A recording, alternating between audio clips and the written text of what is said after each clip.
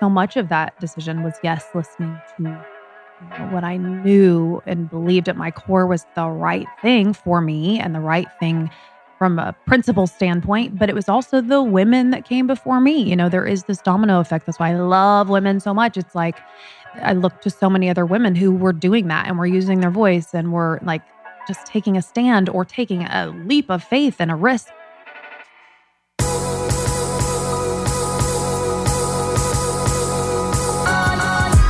You're listening to the Almost 30 podcast, hosted by Krista Williams and Lindsay Simsick. Almost 30 started as a conversation about the transition from our 20s to our 30s. But then we realized life is full of transitions. So we expanded our mission.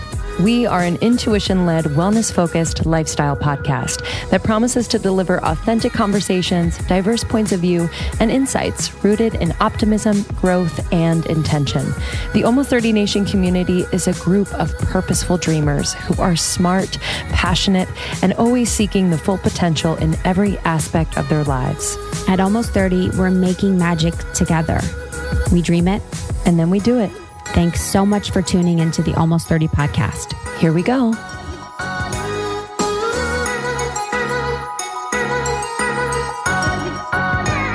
Hello, everyone. Hi, guys. Welcome back to the podcast. It's us. It's Lindsay and Krista, and we're so happy you're here. Thanks for finding us. I don't know how you found us, but we're glad. And this thing is almost 3 years in. I just thought about that the other day. Yeah.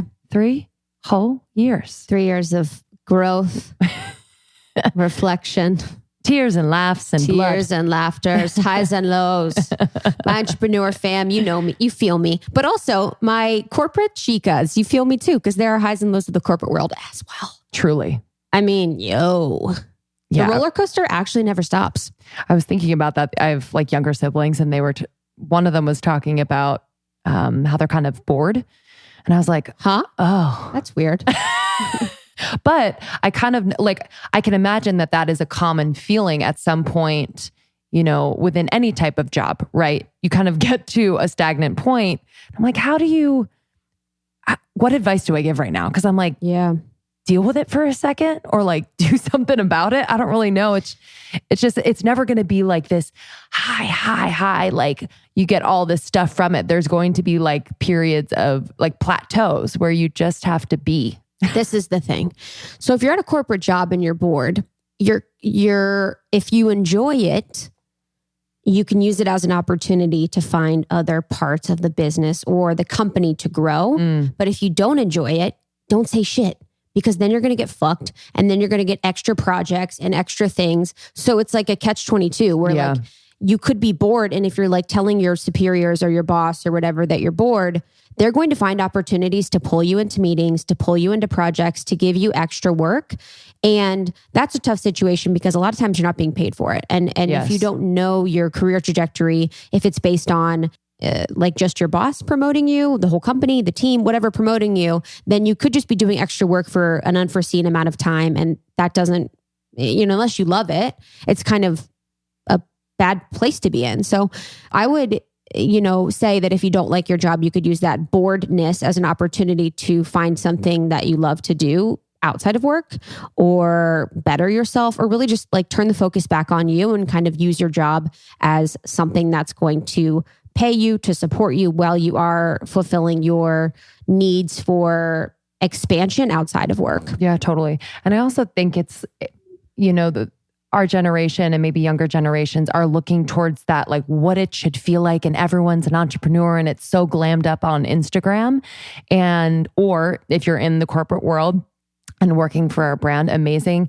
And like, there is like a distorted sense of what that should feel and look like at all times. So like really putting into perspective, one, that it's going to take time to maybe get in your groove. And maybe the bored feeling is a little bit of avoidance of maybe some things you could work on too. You know what I mean? I think like bored is an interesting thing to proclaim. I think there's always things to work on. Yeah, especially at your job too. Like, there'd be times where I was bored, but there's stuff I needed to do. I just didn't want to do it. And I think, for people that are early on in the corporate world, or even in the entrepreneurial world, a feeling of boredness is kind of sometimes an avoidance of doing those things that you should be doing. Totally. filling out that Excel sheet, the really unfun and unsexy things about what you do. I even think about super glamorous and gorgeous jobs. Say you were to work at just a really sexy, fun, exciting job, and you see it on Instagram and it's got all the beautiful pictures and everything like that. There is so much that leading up to that point that is unsexy and unfun. It's unbelievable. And I think we know that now, being behind the scenes with Almost 30, our events that we do, the podcast, everything is positive and awesome and uplifting and gorgeous. And that's really the goal, to showcase this positive side of us, of our community and everything like that. Although we do keep it very, very real. There's so much that goes on behind the scenes at any job, at any corporation. And that includes ours. And that includes a lot of these entrepreneurial businesses that look really sexy. There's so much boring stuff to do. Mm-hmm.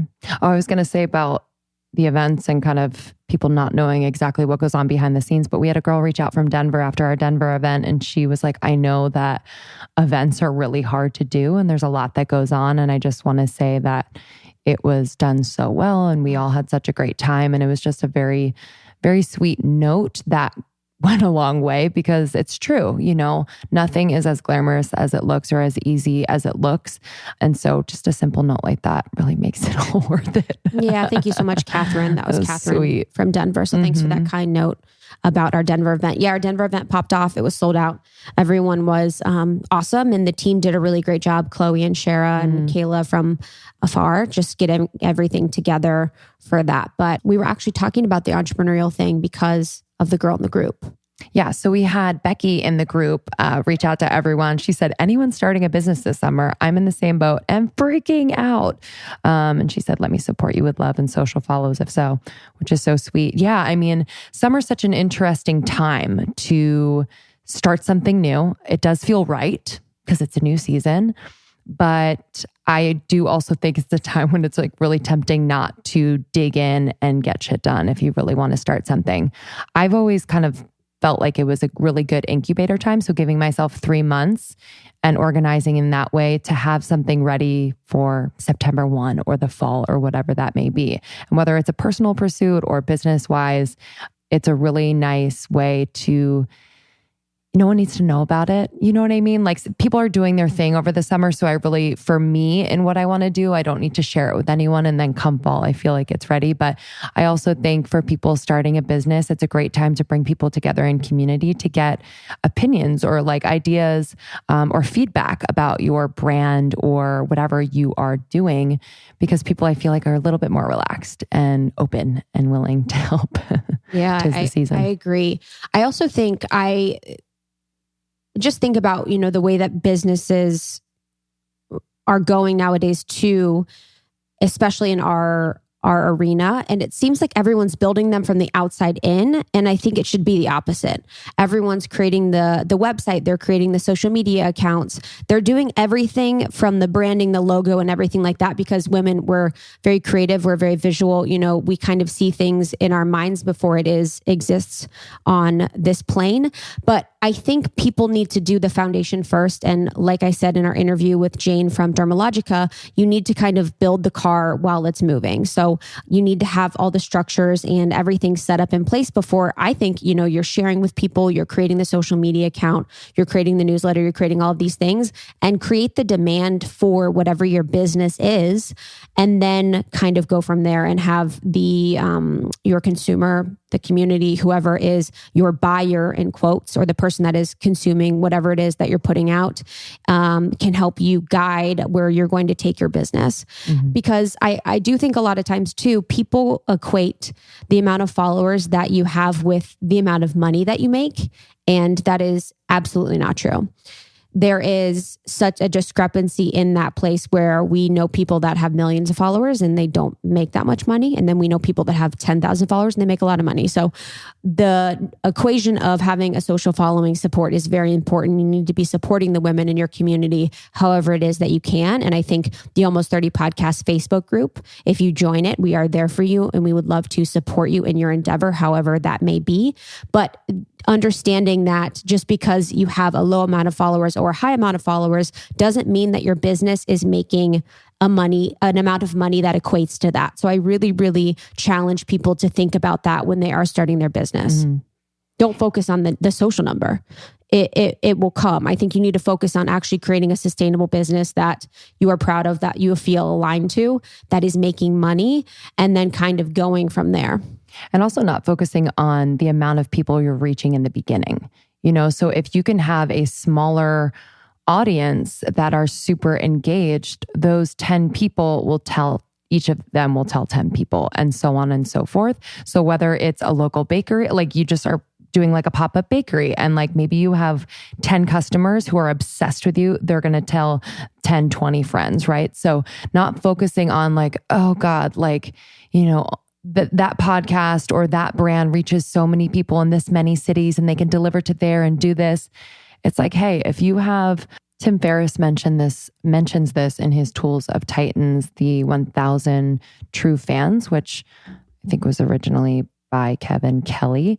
We can link the article in the show notes, but it's just the idea that, if they are engaged and they are, if you're giving them valuable content and they spend $100 a year with you, that's $100,000. So really focusing on those people that are engaged and trust you, and it will organically build. Yeah, if you think about, a price point for your product, it doesn't necessarily have to be 100, but just thinking simply about those numbers, and, $100,000 is an amazing amount of money to make for you, depending on where you're living and your expenses. And the number 1,000 is not absolute. It can be $50 per year with 2,000, but I think that's a helpful number to think about when you're thinking about structuring your business so you could potentially do this full time in the future. Yeah. And I'd love to know, what people are freaking out about specifically, because I'm sure the fears kind of range depending on people's experiences. And I can imagine, at least from my experience and perspective, just the business and structural part of it all might be daunting to, say, a more creative person, and vice versa for someone who's really into structuring and strategizing and operating the business. Maybe they feel like they don't have the time to get creative. So I do feel like there is a delicate dance that needs to be done, and it might not always feel balanced at all. I don't know if it ever does. But really carving in time to be creative, whatever that means for you, whether it is a white space day and you're able to go out in nature, or maybe you just free write, or you just allow ideas to come in. I think that's just as important as putting, the structures in place to run the business. Yep. And what Becky is doing, she's doing a small batch ice cream shop. So cool. Called Cherry on Top Creamery, which is incredible. And the girls in the group are supporting her with all that they can. So we've actually also too been talking about with Almost 30 podcast, and I wanted to see Almost 30 Nation community if you're interested in doing something like a mentorship program. So this mentorship program would take a situation like Becky's and match Becky up with someone else in the group that is an entrepreneur, has started their own business, and is running it successfully.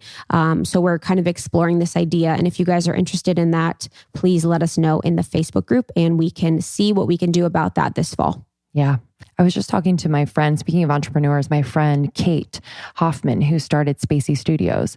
And I'm just so impressed by her commitment and her vision. This is a place where you can go to find curated collections of art that you might not normally see or discover, and learn about it. And you can buy in trios. I recently got a collection by Delta Venus.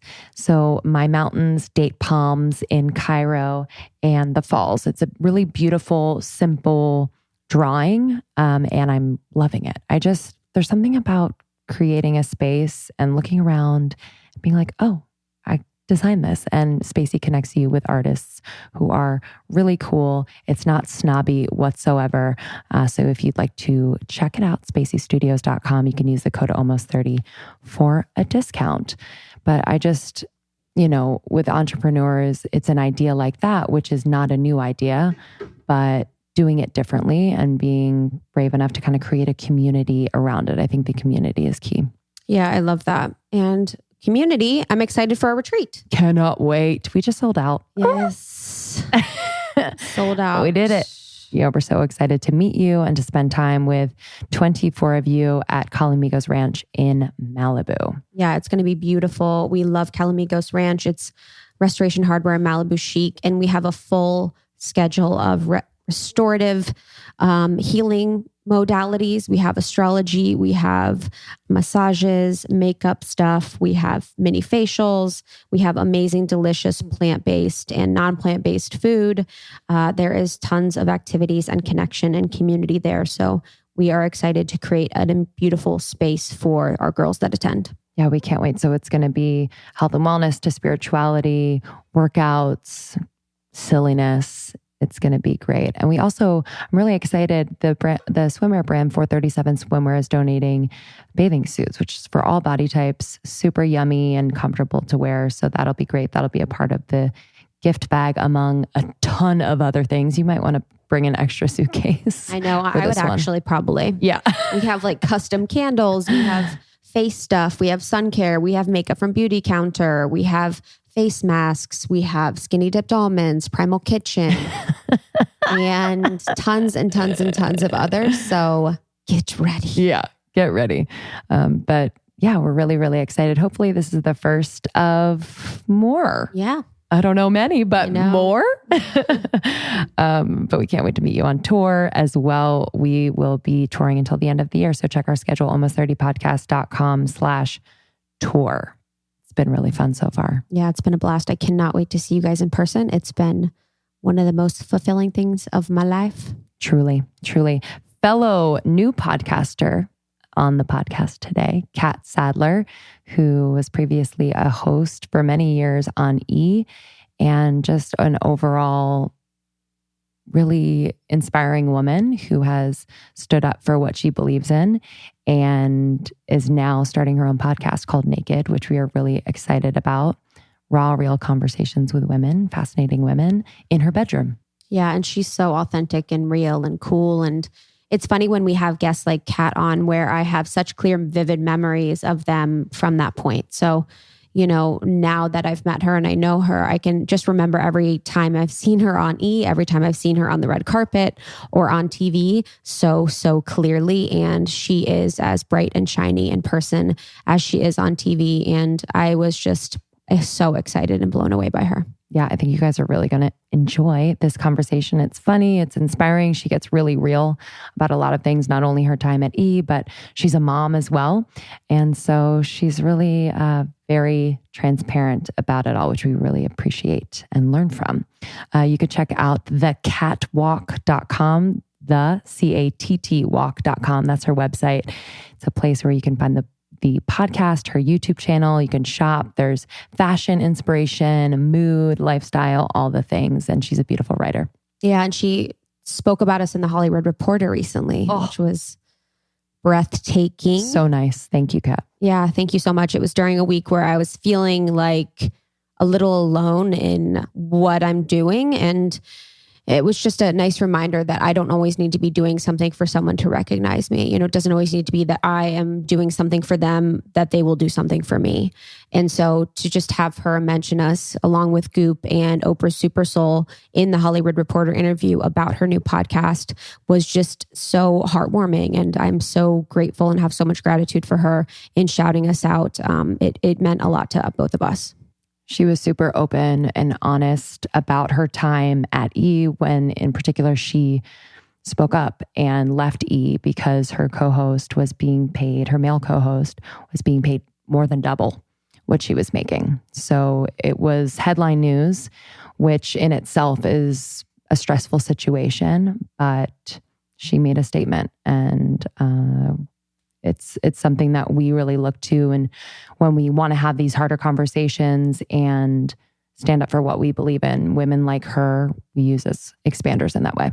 Yeah. And I've said this before, but she wouldn't need to, if she did stick with E! and she still was making, you know, a third of what her co-host was, she wouldn't need to tell anyone. And no one would have known if she would have kept the same contract, even though they weren't going to honor the same amount that her co-host was being paid with the same amount of experience. So the fact that she did choose to stand up against it, to stand out and to stand up for equal pay rights for women in such a public setting in the entertainment reporting industry is huge. So we honor her for that. And she got tons of badass points in my books for doing that. So she is doing work right now with the pay wage difference for women. And that is a lot of her story and her mission. Love her. All right. Enjoy this episode. If you love it, share with your friends, rate and review on iTunes if you're called to. And we will talk more about it in the group, and we'll share a review on the other side of this episode. Thank you for everything. We love you, and enjoy. Calling all health nuts, we got the nut for you. Skinny Dip, you know them. You know we love them. And I will tell you till I'm blue in the face that this sweet snack is healthy. It's full of protein, fiber, and made with the most thoughtful organic ingredients. And it's super simple. So it's nothing scary. You don't have to wonder like, what is in this thing? It's just delicious and slightly addicting. They're now in most airports, which I love so much. And we've gotten so many tags on Instagram of people finding them in airports and being like, I found it, almost 30. I'm trying the peanut butter. Which is my favorite. I'm also loving their new mint flavor in the dark purple packaging, which is just so gorgeous. This snack is something that we bring with us on the road, before a workout, before a show, after a show, a little sweet treat, whatever you want. We trust them. We love them. We had the founders of Skinny Dipped on the show not too long ago. Check out that episode. It's a super inspiring story. And they created this empire out of nothing. And it's a female owned and founded company. So you know we love that and are inspired by them constantly. So go to skinnydipped.com, SKINNYDIPPED.com. Use the code almost30 for 20% off your first order. I would recommend buying in bulk. This is a very smart move. You can give it to people as little gifts. It's a perfect summer snack to bring to the beach. I recommend putting them in the freezer before that, bring them to the beach, and they'll be slightly defrosted and just delicious. But yeah, let us know what you love. Skinnydip.com. Use the code almost30 for 20% off your order.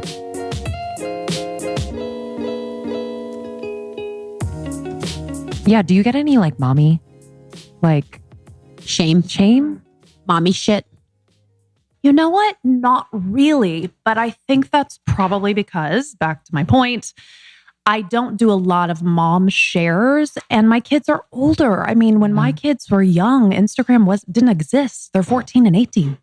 So, dude, what? 18? Yeah, 18. Dang. So in many ways, I'm like so jealous. So many of my friends are having kids. They have toddlers, they have younger kids. And I watch their feeds and I'm like, oh, that's so cute. And oh, they're at the party or they're at the beach or they're doing all these amazing things. And my kids are so void from all of that. Yeah. But no. So I guess the answer is I don't really. I mean, the interesting thing is anytime I tend to talk about raising teenagers or I don't do it often and it won't include a picture of them today, but I get a huge response from other parents raising teens today.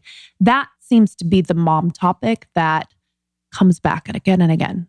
I mean, I'm sure it's such a changing landscape. I was listening to a really good podcast with Rich Roll, and there was an author and psychologist, and she does a lot of work on teen girls. But a lot of the information was applicable for teen boys too, and just like how to navigate that. And especially in the digital age with everything that's changing, it's like there's conversations that are being had that have never been had before with parents. Yeah. You know, about pornography, about like Instagram, about Facebook. It's just like such an interesting and uniquely challenging time. Very well said. I think there's no manual. It's like we're in this unknown territory. How do you navigate it every day? It's very scary, for parents, but you really empathize with the kids today. And a lot of people are like, oh, it's always been hard to be a teenager. But I really do feel like there's this extra layer or extra layers of challenges. And it is, I would say the origin of that is social media. I mean, my kids have friends over all the time and it's like, I have to get them out of their phones. I'm like, do you even see how cute she is? She's 10 feet away from you. Like, you're not even talking to her. And they'll be talking, but like on their phones in front of one another. I'm like, is this real life right now? Is this really happening? Probably talking about you. Yeah, probably. That's probably true. Actually, like, when's she leaving? I was listening to Dr. Shivali. She's on Oprah a lot. But anyway, they were talking about parenting and just like how much of the work of parenting is the work on yourself. And like the children will just unfold and bloom, for lack of a better term, in the wake of that, rather than impressing upon them kind of like what you didn't have or what you didn't fulfill. Like, do you see like, are your children a mirror in any way? I've never heard that, but that makes a lot of sense. Well, that's some of the best advice I ever got was from therapists and from experts that I've talked to is just mirror to them what you want them to see. That's the best. Yeah. The best example you can give them is just how you conduct yourself, how you stay even, how you're not high and so low. And, because it can be very emotional, as you know, at this age with hormones. And you remember how we all were, it's already hard, right? So that is good advice. It's just, I think as a parent, at least for me personally, I'm always second guessing myself because it's just like, where's the line, with the discipline? How much leeway do you give them? How do you continue to have them talking to you and telling you everything? It's a constant like tug on almost doubting yourself because you don't want to fuck your kids up, you know? So I feel it too, I don't have kids, but I feel it even in running a business and like the way I navigate life. So it's almost like, I wonder if it's like a feminine thing too. And especially for you as, I don't know if you're in a relationship right now, but I know that you parent your boys. Mm-hmm. And so it's not, I'm not sure if you have that consistent like person where you're like, am I doing this right? With like a partner that you have all the time where you're like, is this how we do this? Is this how I should do this? Well, I'll take that even one step further. I have a really beautiful situation in that their father and I, we divorced in 2007, eons ago when they were little. But I always like to say, I joke that we consciously uncoupled before Gwyneth and Chris because we had a very beautiful dissolve. I like that. And he's amazing. Yeah. And we were co-parenting from like the get-go. So on the one hand, that's amazing because I hear from them all the time and their friends and their teachers like, bravo, you guys are like, there isn't the drama that so many divorced families go through. But because I'm so close with my ex-husband and we are in contact every single day about them, it's like we're not married. So therefore, we're not always on the same page. And now that we've grown apart personally, their dad wants to do things one way. I feel about it this way. And so there is a divide. So that almost is a layer of complication that I never predicted would be a thing. Do you know what I mean? Mm-hmm. Where he's like, I want to be more military and I want to draw the line. And I'm like, okay, just calm down. I have a certain way. So we do butt heads on that sometimes. But I think if it was my actual husband living under the same roof, we would find a way to come at them or hear them together. Right. Yeah. And it might be like, you could be like, okay, this triggers me. I want to tap out, but with you, when it's just you in the household and it's him in the household separately, it's like you're having yours. And then if there is doubt and then he's having his and you're like, okay, well, you kind of need to know what he's doing too. I mean, that can be so complicated. What do you do to like, do you have conversations with him first? Like, this is a topic that we should be aware of and that we should communicate to our sons, or what's that like? Yeah, we do. He's really great at it. I have to give him so much praise. I mean, he and I both just pick up the phone. We're in contact a lot. And it's like, okay, hold up. Wait a minute. What happened? What do you think? Well, here's what I think. To give you an example, just this weekend, poor Austin, 18-year-old. But I was like, Austin, your dad and I want to have lunch with you. He's like, oh God, what do you want? What's it about? I was like, and honestly, I do have family meetings. Usually it's in one room in the house. Can't wait for those. I know we have to come together and have serious conversations. But I was like, we don't get to do this very often. Your dad's coming. We have to talk about college. We have to talk about this. We have to talk. And it's funny because it kind of did spiral into what he was paranoid it would be, which is like a whole coming at him about like real life responsibilities, et cetera, et cetera. He's 18, he's an adult. Like all these things are so pressing on him at this stage of his life that you can't not talk about them. But, he was a little extra sensitive. But at the end of the day, I don't know how else you go about it. His dad and I were on the same page. We wanted to talk to him. We come together. We did it over a burger and fries. Like it was all good, but that's just real life. But, and you're just still dealing with, still hormones at that age. And I think it's so beautiful unknown, though, for you guys to like come together to be so collaborative in your parenting. I know that's always the goal, if you do separate, but like to actually practice that in front of your kids is just like such a gift for them that they don't realize is a gift yet. But I can just imagine like later, they'll look back on this time and it's just, I don't know. It's just in a different form. You still have a relationship, like it's just not a marriage, but it is still just such a deep relationship. So I think that's beautiful. Well, thank you. I think that was born out of both of us being the children of divorce, where that was so not a thing. And I think we were deeply affected by that growing up. So we both like instantly were like, all right, listen, if the marriage part is over, the parenting part doesn't have to be over, shouldn't be over. And here's how we want to do this. I mean, I could take that one step further and say that his wife is a very dear friend of mine. We worked together, but she too consciously said, like she wouldn't have been a part of the equation if she wasn't on board with how this was going to be progressive and loving and, one big family. And that doesn't mean it's easy, but she also made a choice to say, okay, I'm going to be this kind of stepmom. I'm going to still let you guys do this for the kids. It's been really, really great. Wow. That's huge. Did you guys do that on your own or with therapist help? It's funny because I remember this so clearly when Austin was, I think like 7 or 8, he was having a birthday party. And it was the first time Kyle and I had been divorced for like a year, maybe. And he was like, he asked me again, very respectfully. He was like, I've been seeing this girl for several months. Can she come to the birthday party? And I was like, yeah. Thank you for asking. And by the way, I would much prefer him to be seeing someone seriously than a flavor of the week every other, with the kids going over there, all that. So I was like, great. Yes, I'd love to meet her. And all my girlfriends were, of course, like, oh my God, you're going to meet her. Dude, when girls chime in, you got to be like, who is she? Oh my God, she's coming. Oh my God, did you see her? Oh my God. It was like one of those. And I was much younger then, but she, from day one, and I have told this story a couple times, but it was time to cut the cake. It was the birthday party. And I was like, I'm cutting the cake. Do you want to scoop the ice cream? She came over and that was it. It was like team. It was team. And she's been phenomenal ever since. Like not a single instance. I'm not even exaggerating. Wow. So she is a beautiful human. Oh, I don't know what she says about me behind closed doors, but I'm kidding. But it does take, I can imagine, I haven't been married or been divorced, but it's like, I can imagine that like, you really have to put your ego aside in those moments. Like one of you's gonna get married first, remarried first, or have a relationship first. It's just such an interesting thing to think about. I'm also wondering like at that time, like what was going on career-wise and how were you able to balance that and really like navigate as gracefully as possible? I remember, because just for the record, I have been married twice and divorced twice, but this was my first divorce. And this was through, obviously my kids were small and it was a much more kind of devastating season in my life. But at the time, I was on E and I was on camera every single day and I was hosting a show every single day. And I like to say that in many ways, work really saved me in that it was not an option to stay in bed. It was not an option to drink wine all day. It was not an option to do all the things that most of us would be compelled to do at a time like that.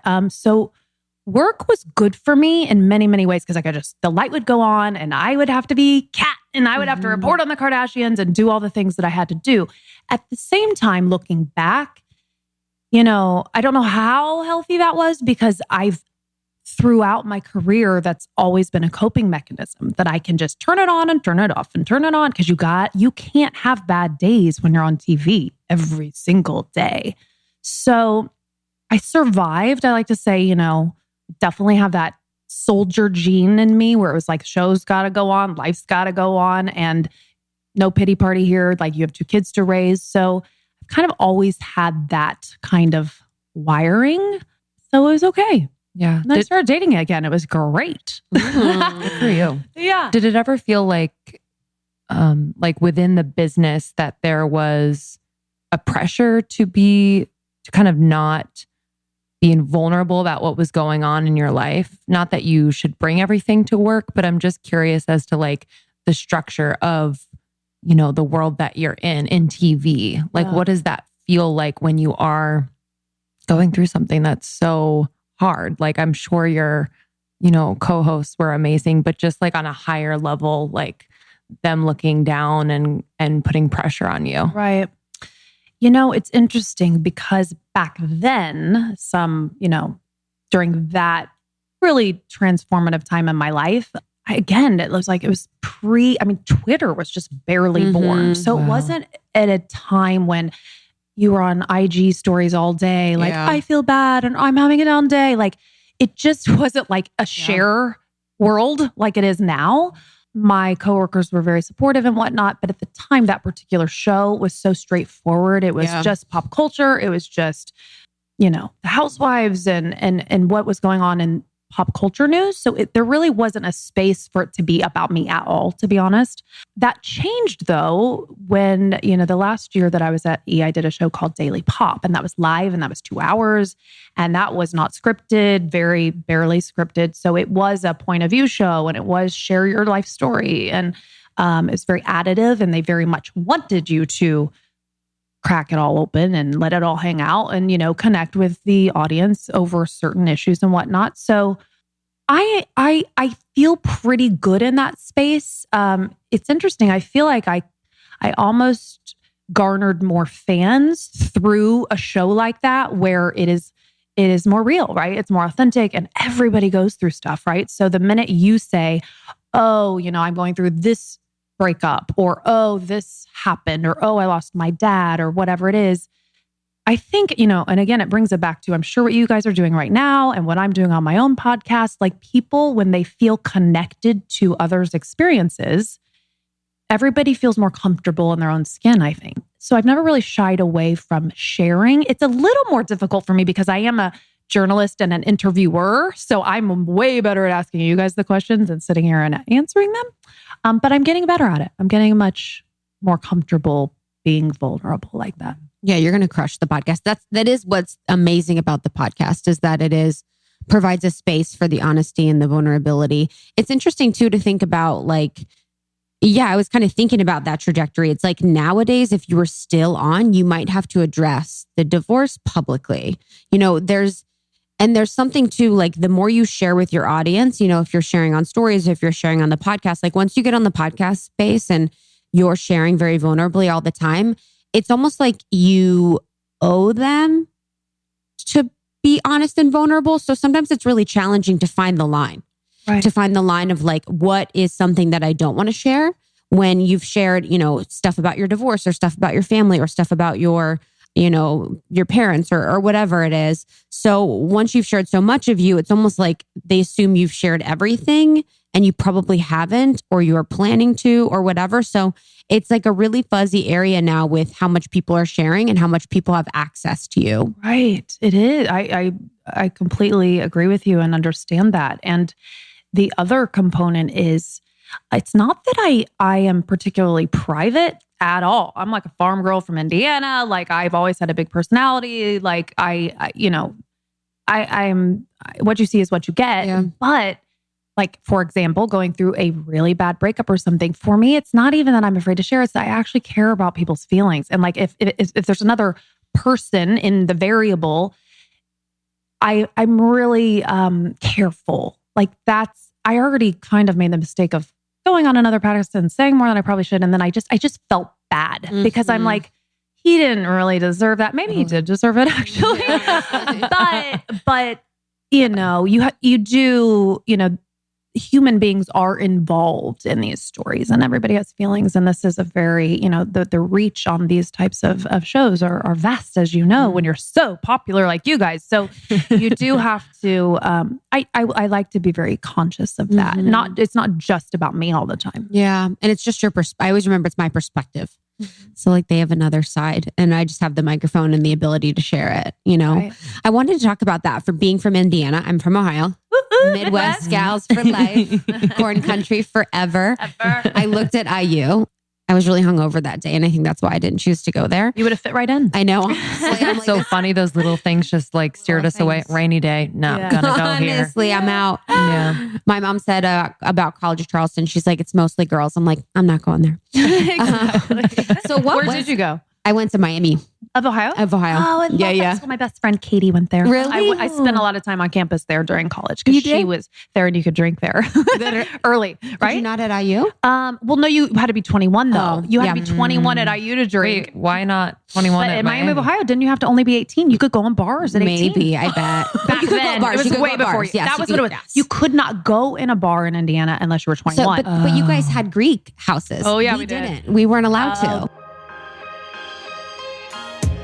A lot of you have been asking about my skin lately, so I've been pretty transparent about my struggle with acne. I know a lot of you deal with it, so I figured I'd update you on a skincare routine that's really working for me right now. Dermalogica has done it right, and I really trust them and am seeing results. So I'm just going to tell you what I'm using. Special cleansing gel I use every morning and every night. It's really gentle and effective. And then I use the daily microfoliant, which is a cult favorite, to be honest. It takes off the dead skin cells on the surface of your skin without irritating it too much. So I don't know if your dad's ever used the apricot scrub on their face. That is not good. So the daily microfoliant twice a week for me really helps to prevent breakouts. I then use the multi-active toner to even out my porosity on my skin. And it also just helps the other products absorb better. And then after the toner, I use the Biolumin C, which is a miracle product. It's a serum. It's a high performance vitamin C serum that works with skin's own defenses to brighten and firm the skin. So it's anti-aging for sure, but also repairs damaged skin. And I'm obsessed with it. So those are the products I am using right now. So I'd love for you to check out dermalogica.com. You can do a skin mapping, which is super interesting. The app collects information and photos of your face and skin, along with descriptions of skin health, conditions, concerns, and then they'll give you some product recommendations, which is so spot on. So dermalogica.com, use the code almost30 for 20% off your first order. That's Dermalogica, DERMALOGICA.com. Use the code almost30 for 20% off. I have a summer tip for you all that is very unexpected, but super helpful. If you wear contacts, you know the stress and the worry that creeps up every once in a while when you haven't renewed your contact lenses and you don't have any more left and you're leaving for, your trip to Timbuktu tomorrow for summer vacation. It's really stressful. And Simple Contacts has totally taken away that stress for me. It is the most convenient way to renew your contact lens prescriptions and reorder your brand of contacts from anywhere in minutes. And it's super, super easy. So if you need to renew your prescription, you take the 5-minute Simple Contacts vision test online. It'll be reviewed by a licensed doctor. You receive a renewed prescription and reorder your contacts right there. All you need is your current contacts, an internet connection, and 10 feet of space for that vision test. And even if you're totally out of contacts, they've got an option for you. And if you have an unexpired prescription, just upload a photo or your doctor's information and order your lenses. It's super easy. It's so convenient. It's fast. It's super, super fast. It's reliable. So, it's designed by doctors and licensed ophthalmologists, and they review every test, which is great. And the service is just stellar. And there's tons of choices for contacts. That they have all the brands and types of lenses you're familiar with. So you never have to shop around to find your lenses at the best prices, and it saves you money. The vision test is only $20. I do have to say that this isn't a replacement for your periodic full eye health exam. So I'll repeat, this is not a replacement for your periodic full eye health exam, but this is great for renewing your contact lenses. And we're so excited to offer you $20 off at simplecontacts.com/almost. So that's simplecontacts.com/almost for $20 off.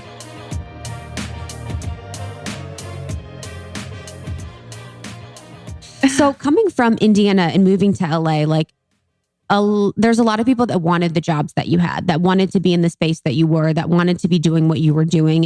And you had the dream job, as you said, and which I want to talk about, that transition before. But what was it about you that made you successful? Like, what was it about your personality or like your tenacity? Wow, that's a great question.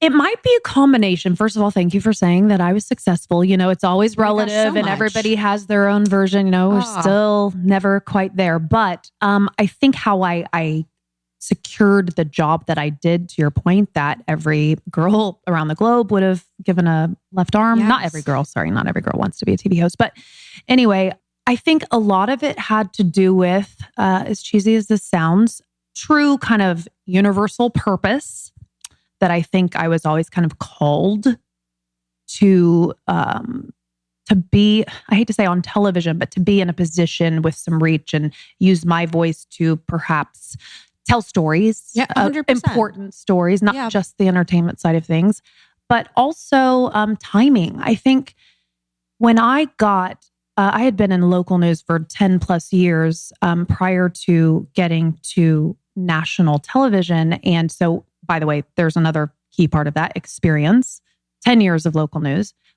But the timing was right. I mean, by the time I got the job nationally, there used to kind of be this stigma like, oh, a mom was one way, right? Like she's a mom. And there were so many like stigmas attached to that. And it was at the time when Angelina Jolie was having 8 kids and Heidi Klum had all these babies. And the celebrity mom thing really became like this fascination.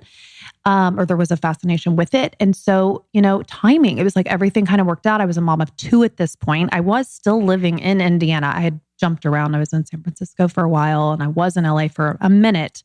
But by the time I had 2 kids, I was back doing local news in Indianapolis. And I got the itch, like so many people do. I was watching E! At home. I was just so convinced that I could do it. It was that kind of just of a feeling. I was like, I've done this.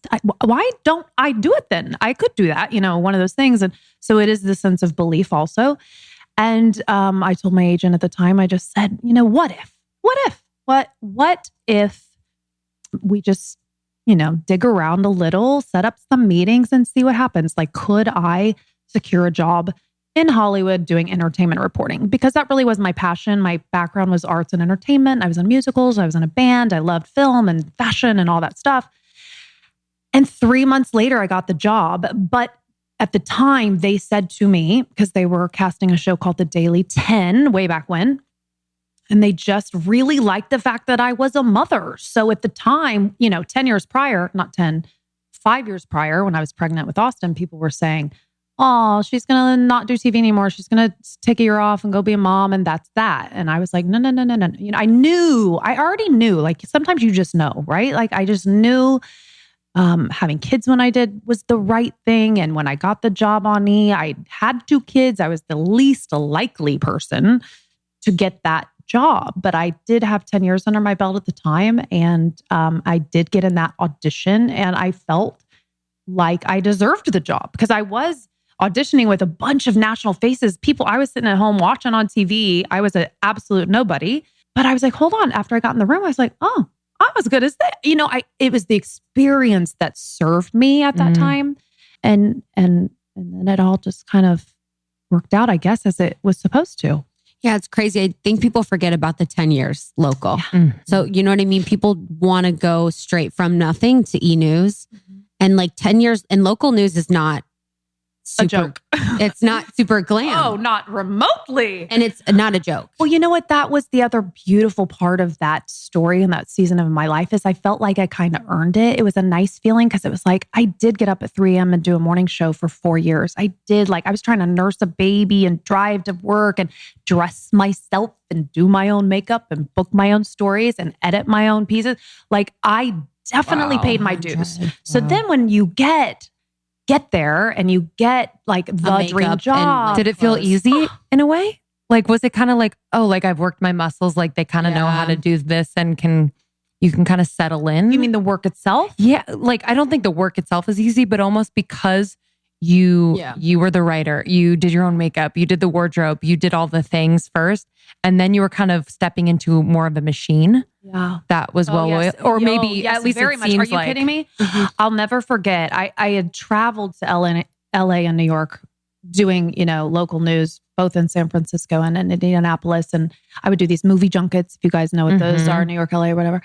And I remember I went a couple times to Disneyland. They have the big premieres or the big, what's the Johnny Depp? Oh yeah, Pirates of the Caribbean. Pirates of the Caribbean. Thank you.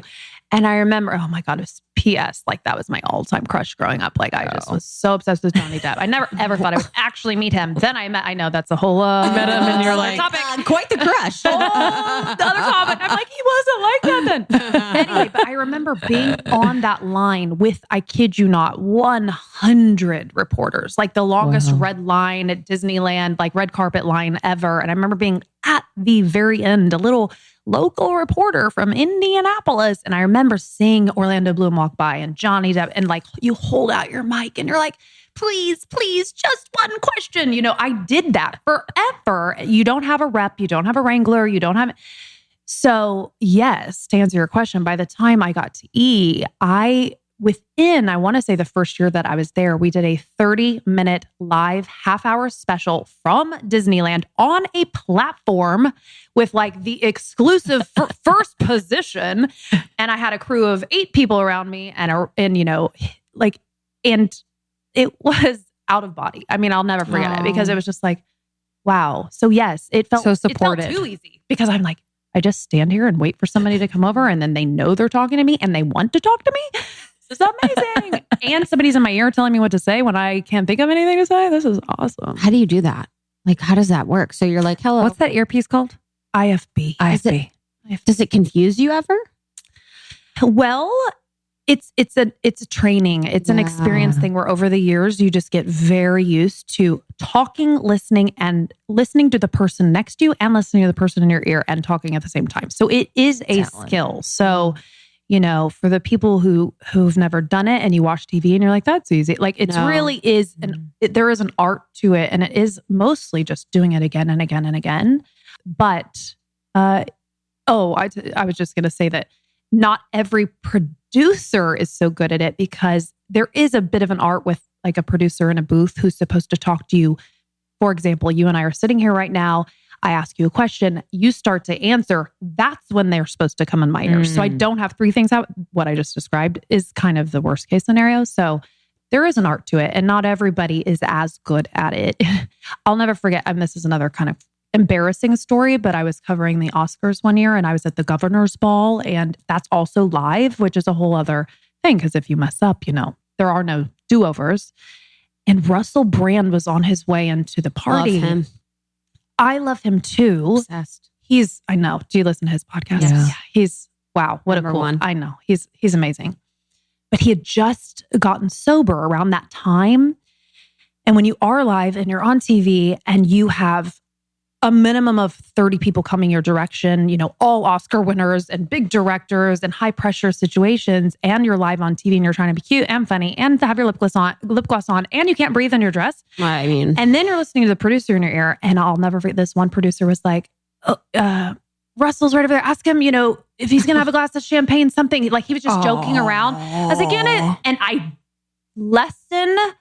it was horrific. Bless. I literally did one of those where I just repeated what he said because he said it and I was thinking of 10 things and I was like, I literally had a physical producer standing next to me who was already telling me about the next person in line. So, you've got 10 things going on in your brain, and I just blurted out what he said, and I'll never forget, like Russell kind of like looked at me and then kind of like blew me off and went into the party. He wasn't standing right in front of me, but it was like enough of a moment.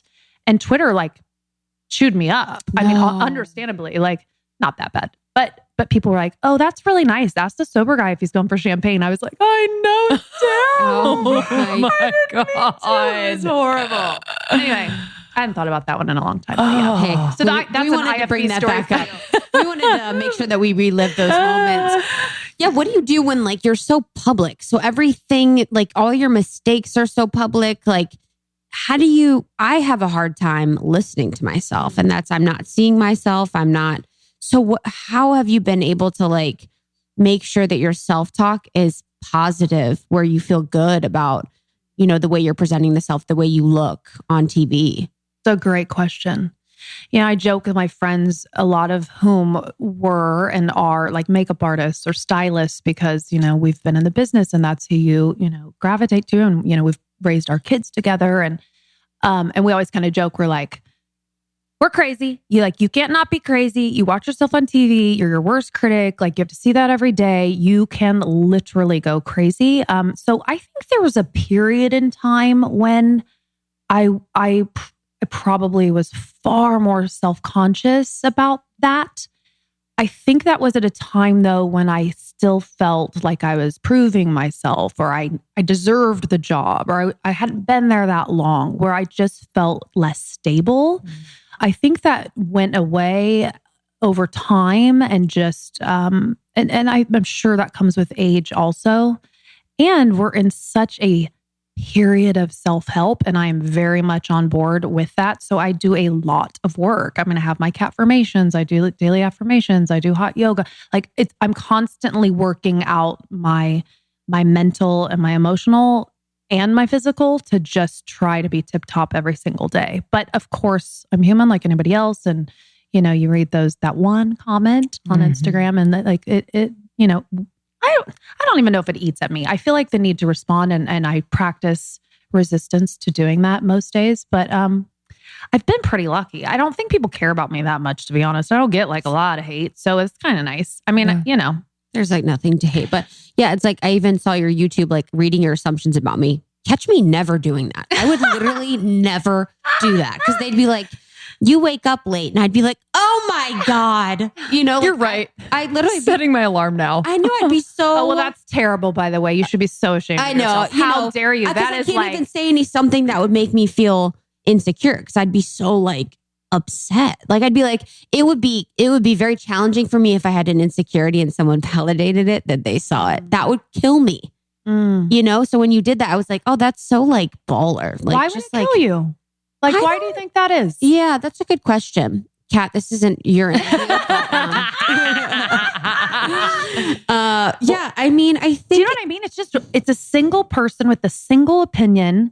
Well, sometimes people, I feel like sometimes people pick up... Depends on the day, pick up on... Some days I'm like, fuck it. I don't literally care. And some days I'm like, please tell me more. Yeah. Some people can pick up on like an insecurity in someone else and then it gets them off to call it because they probably have either a similar insecurity or an insecurity in general that like maybe was triggered recently. Like who knows? It's kind of like a weird cycle of energy on the internet. You know what I mean? Big time.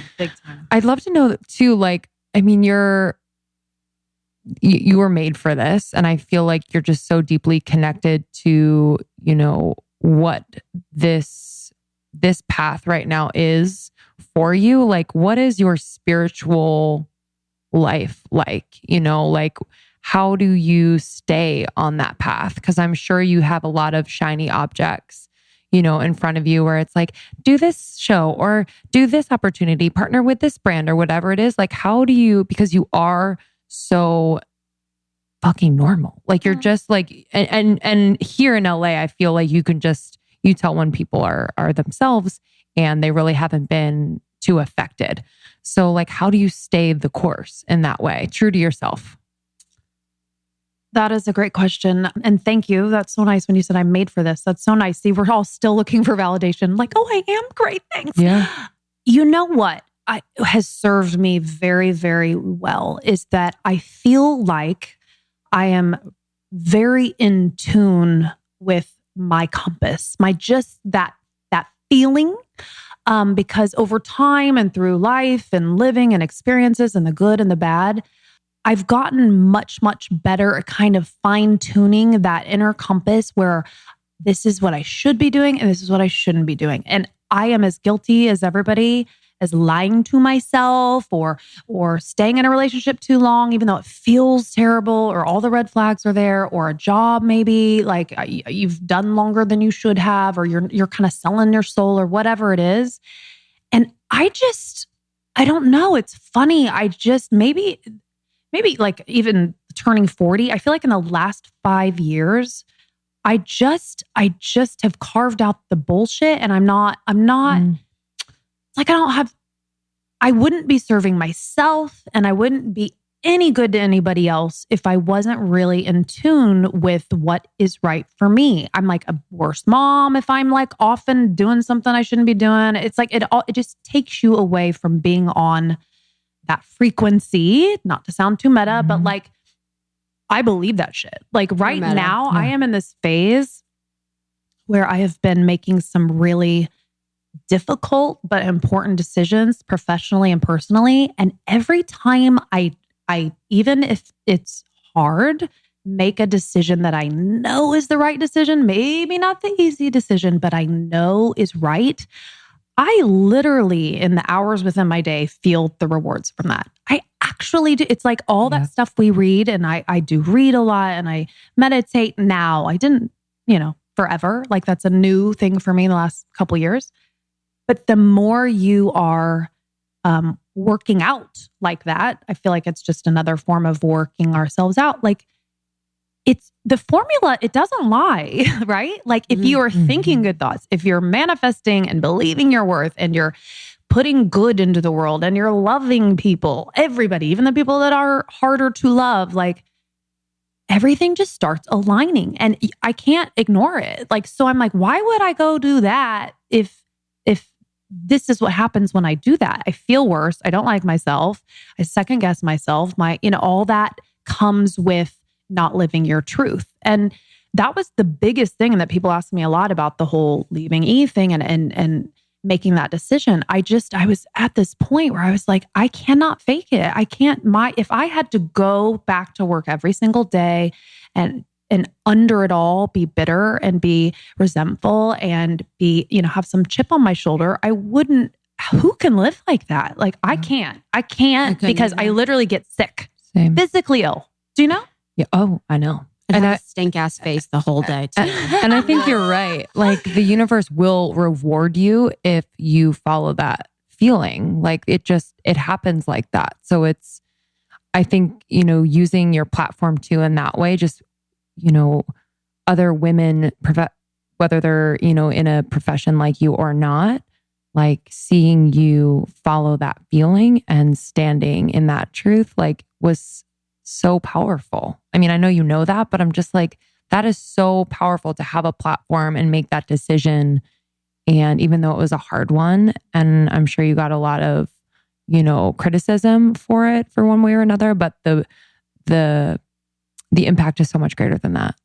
Well, and thanks. And listen, it was because of other women that I, so much of that decision was listening to, what I knew and believed at my core was the right thing for me and the right thing from a principle standpoint. But it was also the women that came before me. There is this domino effect. That's why I love women so much. It's like I look to so many other women who were doing that and were using their voice and were like, just taking a stand or taking a leap of faith and a risk. I might not ever be cast in a movie again, or I might, get blacklisted. And I'm like, well, they did it, And so, yeah. Remind me what year it was. It was December of 2017. It was basically the beginning of last year. Because I was thinking too, I'm like, I do you feel like since then the conversation has amplified even more about equal pay and about, it's almost like I wonder if there would be even more of an energetic backlash and conversation around it, just as the Trump presidency has, evolved and unraveled too. People are way more angry. People are way more apt to speak their truth and have the conversation. So it's almost like you were at the very beginning of it. And, I think people would be much more angry about it. And I mean, I know 100% they were. And I just remember when I first heard about it, I was so shocked. And I was so... Which part? What? I was shocked about the pay. And I was shocked that you left, to be honest. I thought that was so baller. Like, I thought that was so baller that you left. Like, because I didn't really know that in that situation or circumstance that, first of all, that would be such a great disparity between your pay. And second of all, that they wouldn't take the opportunity to make it right. And then third, that did they? I guess did they not think you would say something about it, or what was? Yeah, they didn't think you'd speak up. And the fact that you left and you did speak up, which I think is so baller. Oh my God, that was the scariest day of my life. I can't even imagine. What was the first step? Like, who was the first outlet that you talked with? Ooh, that was the scariest day of my life. There were so many different like phases of how that came to that moment, but I didn't speak with an outlet. It leaked, and that is a true story. What happened was I left my final day on air. I want to say it was like December 20th. I said goodbye on the 2 shows I did a day, back to the point of I was working my ass off, and I couldn't say why. Listen, I don't even know that they knew I was leaving, but it wasn't like I went in and said, you guys are discriminating. And it was just like, here's what he's making. Here's what I should be making. Here's what he's making. And it was like, not going to get there, the writing was on the wall. So my decision was made for me. So, so many things happened behind closed doors, but it was like, let's throw you a party. Let's do it. They wanted all this kind of celebratory departure. And I was like, that's okay. I was so upset on the inside without having, because there are legalities involved, and I had attorneys going, be careful. And it's like, you can't just throw that stuff around lightly with a huge corporation like that. So I just said, I just want to say goodbye. I just want to say goodbye to the viewers because I owe them that after 12 years. And I just want to thank them, to be honest, for hanging out with me and caring about me and following me or whatever it is. And so I said goodbye those 2 shows. But of course, I already had my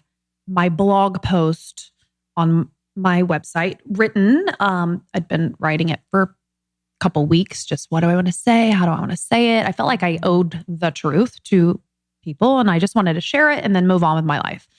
And by that night, I think it was, I want to say it was either Page Six or Us Weekly or both simultaneously.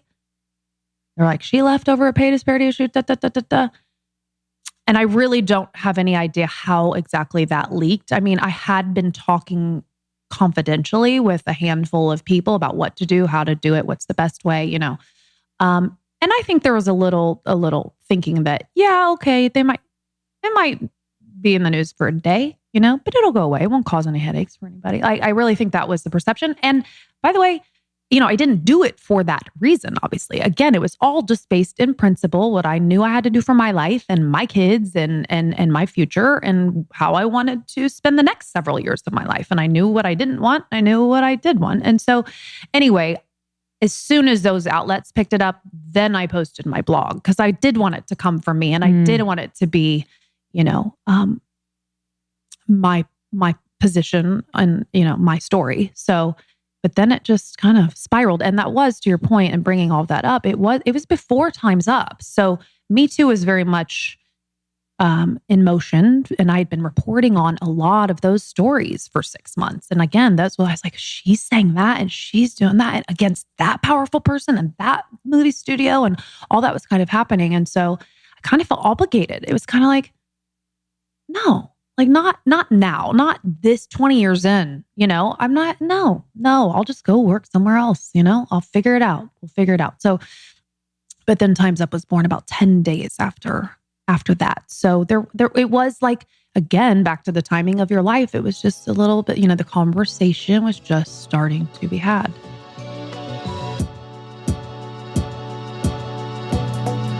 If you're experiencing any issues related to your gut health, we have the answer for you. Silver Fern brand is our go-to for digestive enzymes, for your ultimate probiotic. They actually also have a prebiotic and probiotic plant-based protein powder that we love. They are just so knowledgeable. They are thoughtful about what they put in their products, how they test their products, and the effectiveness of their products. It's really important that a probiotic, for example, is able to survive all the way through your intestinal tract to your large intestines. Didn't know that.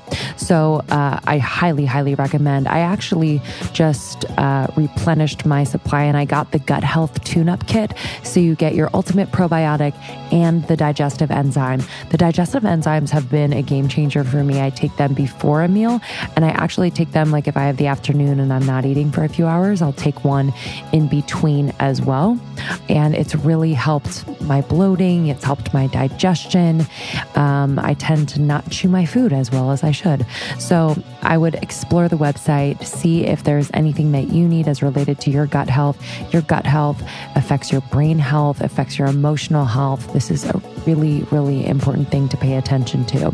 And we've also done two episodes with Charity Lighton, the founder of Silver Fern. So check those out for more information, but you can go to silverfernbrand.com and use the code almost30 for 20% off your first order. So that's silverfernbrand.com.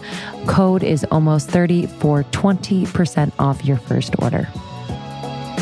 I have been obsessed with astrology lately. I tend to pull up the chart of anyone I meet, especially people I'm dating, which, hey, I know might scare people away, but it really helps me to navigate relationships, learn more about myself and others. It's wildly fascinating. And if you are interested in astrology, I have the app for you. It's taught me so much so I can actually have productive and intelligent conversations with people about their various signs and anything and everything astrology. I am loving the Sanctuary Astrology app. Basically, it's an astrologer in your pocket. There are horoscopes delivered daily, live chat readings on demand every month for about 15 minutes. So you get to ask questions to an astrologer live. And they also have guides to learn astrology, which is really interesting. So not just your sun sign, but we go deeper. We go to astrology basics all the way to planetary guides and zodiac guides. They have it all. So it's really, really easy to use. And it's just so exciting, bringing astrology to people through a modern mode of communication, like on an easy to use app. So we are so excited to share this app with you. Just go to sanctuaryworld.co and click on Get Your Horoscope Now, or go to the App Store and type in Sanctuary Astrology. Let us know what you learn, what you like. Share in the secret Facebook group now, sanctuaryworld.co. Click on Get Your Horoscope Now, or go to the App Store and type in Sanctuary Astrology.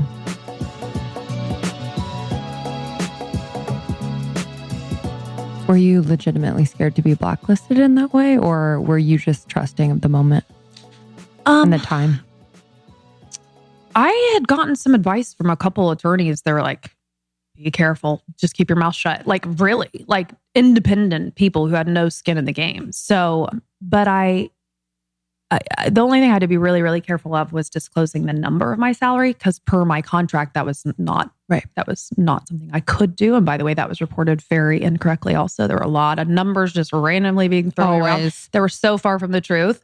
But I didn't think I would be blacklisted per se. I mean, but you have to remember, E is part of NBC Universal, which was 1,000 TV. It's like, oh God, I'm not going to just piss off one channel. I'm going to piss off about 10.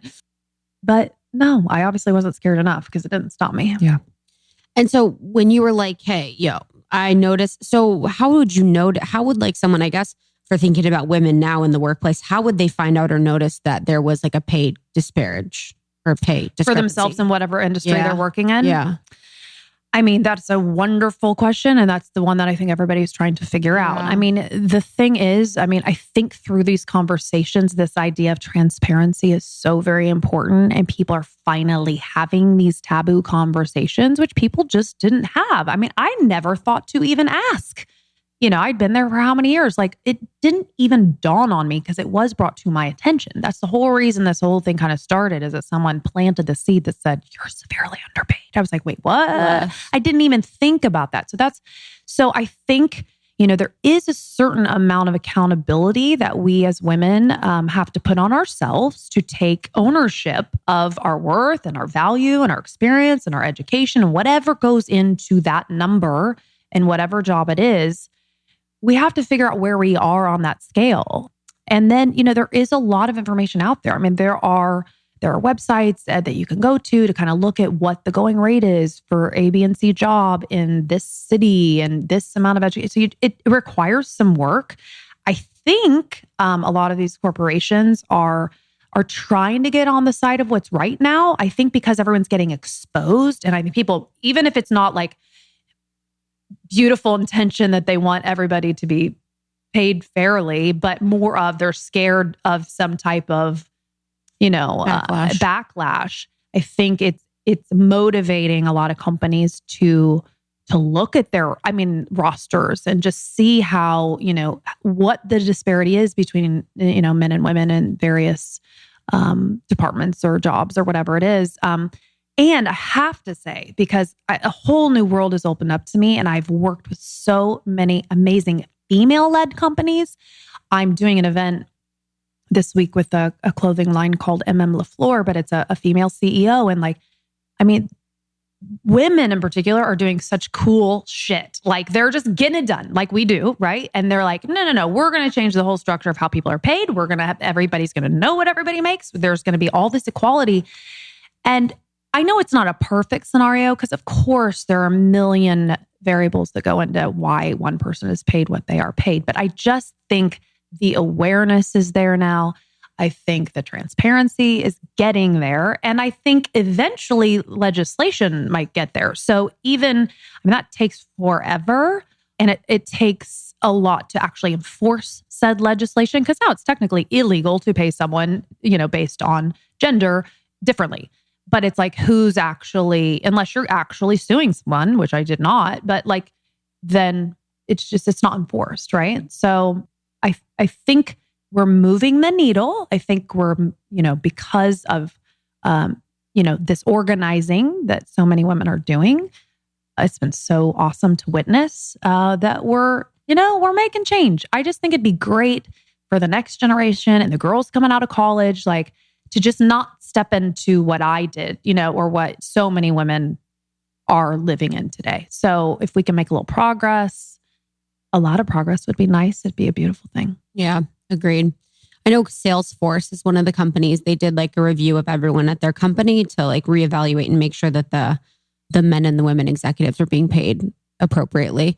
And two, it is cool that you were talking about that women are doing that. We're just starting our own shit. Yeah. You know what I mean? Yeah. We're I don't even want to participate in that. So let's just do our own shit. Yeah. I might be paid the same as the other executives, but there's 10 of them and one of me. Exactly. We're not even represented at the table, hardly, And it's so funny when the men want to have a piece of what we do and then try to slap, and I love men. It's more just that old paradigm of whatever it is. And I just think you and so many women, out there being very outspoken are an example so that we can kind of have our awareness up and on about, certain paradigms that they might want to impose or conversations or how they might want to, not have the conversation about pay or whatever it is. So I just think it's so valuable that we can talk about this and that it can be public and that companies are being called out in a way that ideally is going to improve their culture. Even though it's a painful thing, to have these conversations and make these changes because they've done it for the same way. It's just an archaic way that things used to be done. Yeah. And it just has to shift. And you're right. Women need the courage. And by the way, I understand not everybody, most people can't just quit their job because of pay. It's hard out there. People need their paycheck. And so, it's a very tricky thing to start, taking a stand on ethics when you have kids at home and you got to pay you got to pay for the food and put them through college, and then to take this big old stand and just quit. I have heard from so many women who are like, oh my God, help me.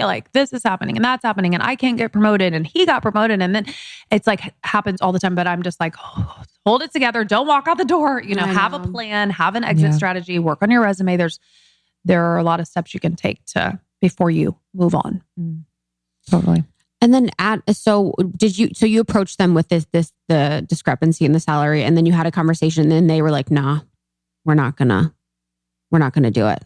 So it's a conversation had, and then they said no. It's different. In my business, it's your agents negotiate. So I wasn't in those meetings. I was privy to what was said and where, the play-by-play. I was kept abreast on the regular, but no, so I wasn't in those meetings. Wow. I mean, serious props to you. Was there anybody that really stood out to you as someone that was super supportive and like super vocal about your situation, and someone that you were like, wow, like you really appreciated their support of you and your decision? Yeah. Well, I mean, so many kick-ass women come to mind. I mean, two were instrumental. One being Jennifer Lawrence.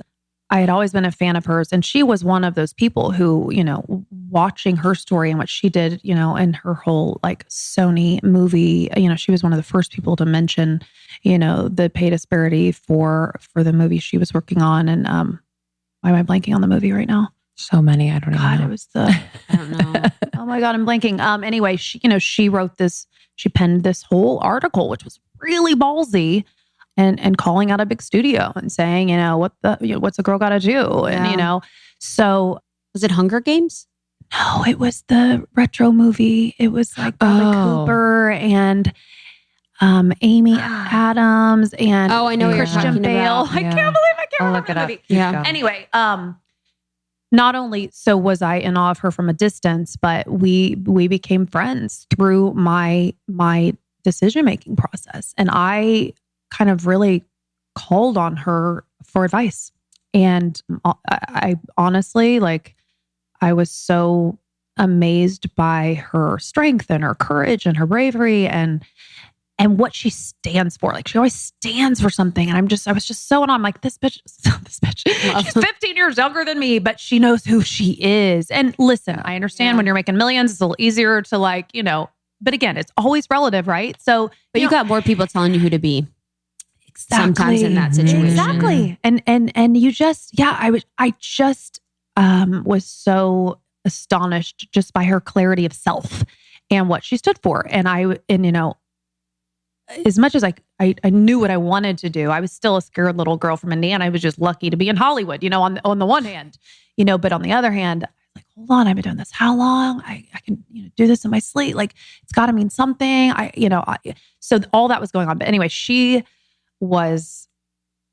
it was out of my wildest dreams, kind of the way that she kind of got in my corner for me, which I am forever indebted. And then the unexpected person was Amy Schumer. I don't know if you kind of saw how that went down. Her, no.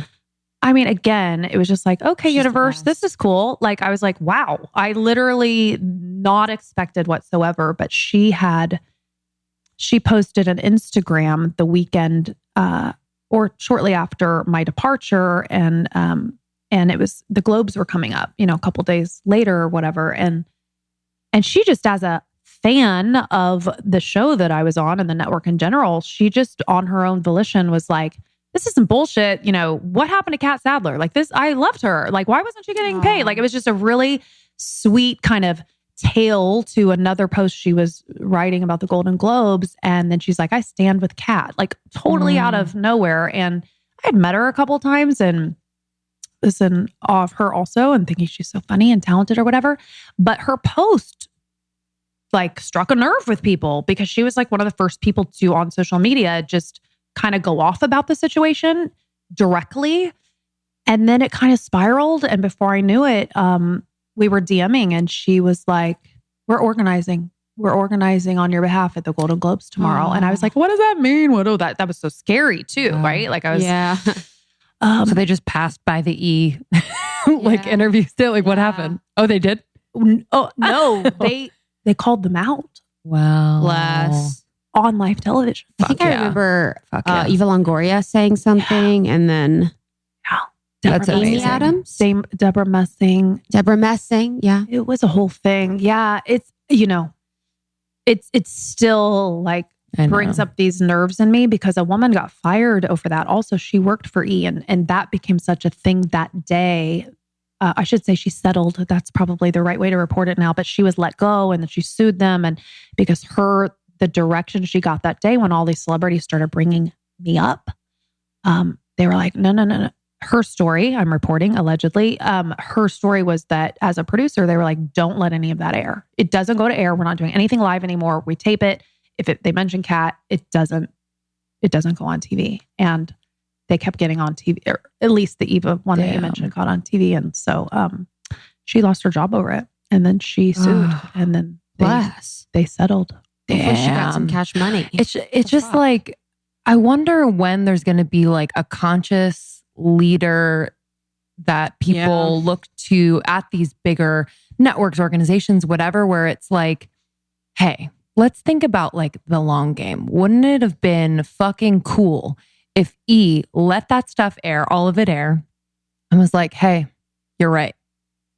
We'll do better next time, and we're going to change. You know what I'm saying? Yeah. Like it's to quiet it is like actually just as bad, if not worse. Like that looks so fucking bad, you know? So I think you're right. I think you're spot on. I think they just considered it like a publicity nightmare at the time, but hey, I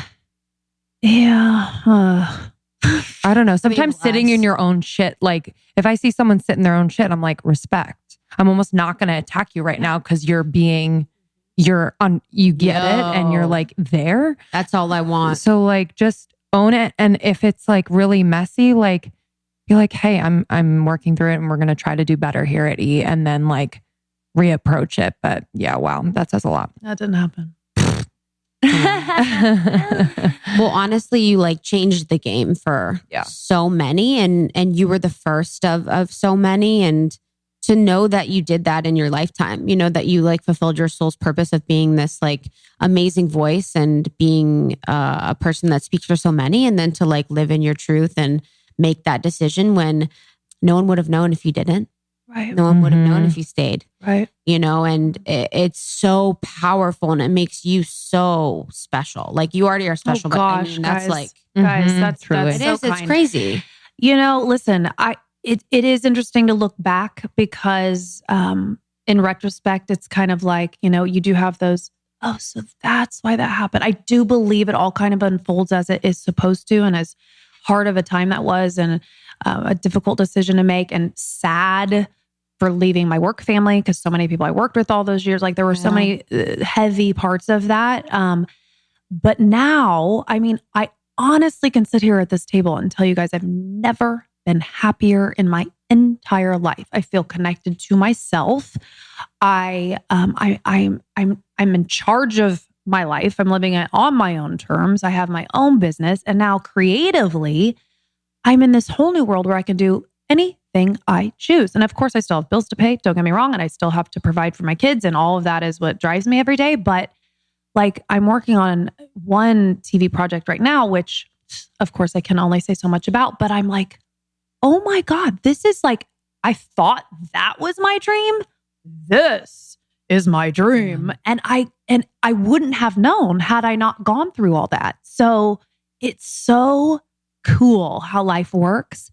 Again, by I think just living your truth, doing the right thing for you, because it all just works out. And that was scary, of course, but now I'm like, oh my God, this is happening in this space and this TV, you know, creative energy and like all the dreams I didn't even know that I had. Like now I'm like in the middle of it, and I'm learning so much. I'm learning so much about the business, because back to, you know, our talks about IFBs and just being on a carpet and interviewing celebrities, like now I'm on the other side. You know, I'm in pitch rooms pitching shows and developing shows and working with showrunners, and like so many good things are in the works. And the podcast I'm doing, which again is such freedom. It's so liberating to have conversations like we are having, which I never had back then. You know, I would go out and do a 30-minute interview with, you know, whomever, celebrity, which was fascinating, but you know, it got edited down to 45 seconds on the nightly news. Like now this is meaningful. This is, you know, I think we're impacting our audiences, and that's what I want to do. That's what I was supposed to do. You know, this is what all that the trajectory was supposed to be about. So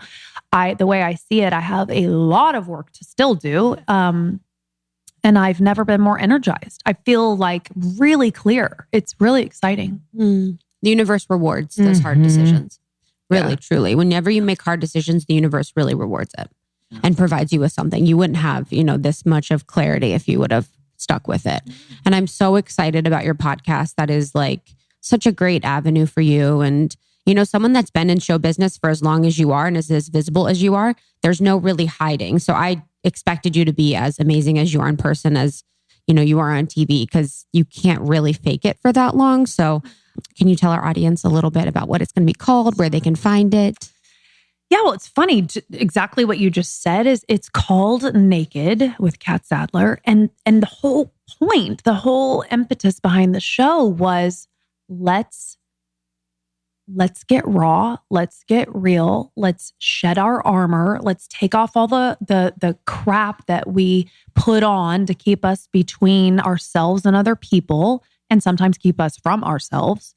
And how can I have conversations with these remarkable women across all industries who are doing really fascinating things, who have these really great stories, but maybe haven't shared them? I mean, you know, my first guest was Olivia Munn, and, you know, I knew, you know, she's always been a great interview, but I never expected her to like stay for 4 hours in my bedroom and let it all hang out in a way that like will really surprise people. Wow. I mean, it's just like, I don't care if you're an A-list celebrity or what you do, like at the end of the day, we're all just human beings, and everybody hurts and everybody has similar challenges. And she was very, very vulnerable. So we're getting naked in the sense of just, I'm only interested in conversations that mean something or invoke a lot of thought, or I want the listeners to feel more safe in their own skin about what they go through. They're not alone.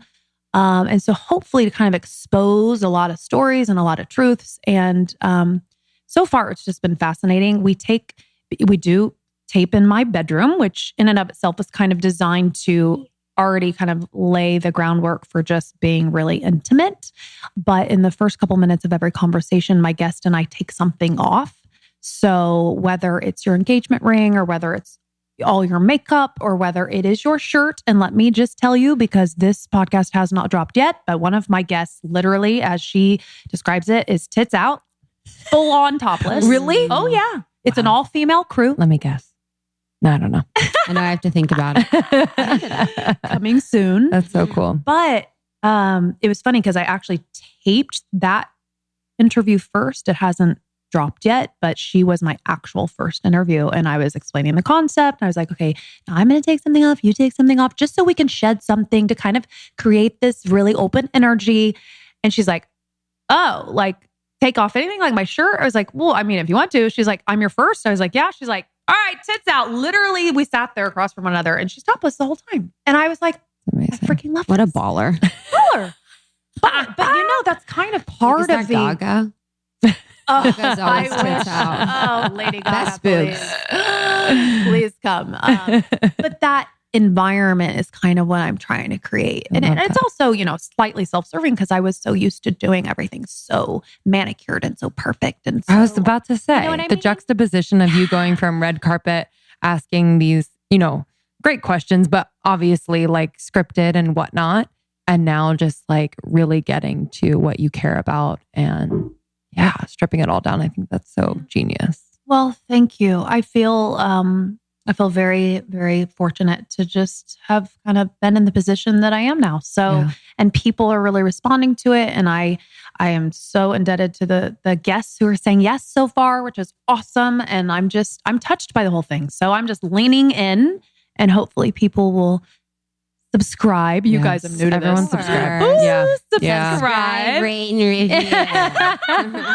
It's important. Yeah, It's important. Get us on the I subscribed iTunes to yours, charts. just so you know. Thank I you. had heard it Thank before, but you. I had not subscribed until just recently. But you guys don't need me. I know we tell our people that we're sorry, but fucking review, please. I know. So reviews are important. So important. For iTunes. Yeah. Okay. It's all I'm crazy. I'm learning. It's all crazy. Yeah. So When are you guys you'll gonna, be fine. I'm pretty sure you'll be fine. I don't know that that's true. I mean, listen, as you know, it's a very saturated industry or business right now. Yeah, I believe it is too.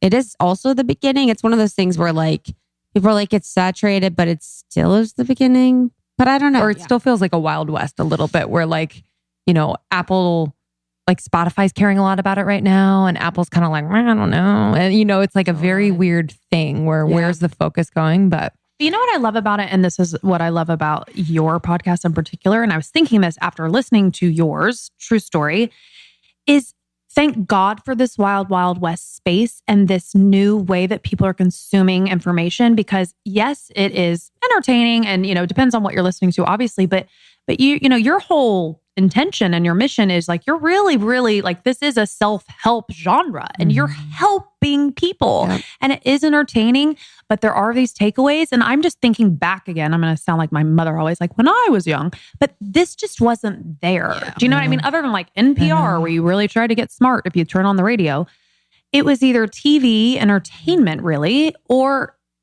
Oprah. I mean, honestly, truly. I mean, so I thought about that. I was listening to your podcast. I was like, well, I think we're all really hungry. I think everybody wants to feel good. And we're all on this journey of trying to figure it out. And so the more of this, I say, the better, right? I completely agree. And the right people will find your podcast. Yeah. The right people will find our podcast. You know what I mean? Like it always feels like that. I think in the beginning it was like, like as many people as possible, come listen, write the reviews. It's like, we still obviously want that to reach more people, but it's like a bit more peaceful where we're like, the right people are finding us like randomly, and they find us at the right time. They'll find you at the right, it's like, it's a very interesting energy around what's being created. And that speaks again to just doing what works for you, not because you're trying to be anything for anybody else. Exactly. And then you will attract who should be here. The impact is so deep. It's like we have people that honestly, and I'm not even saying this as an ego thing,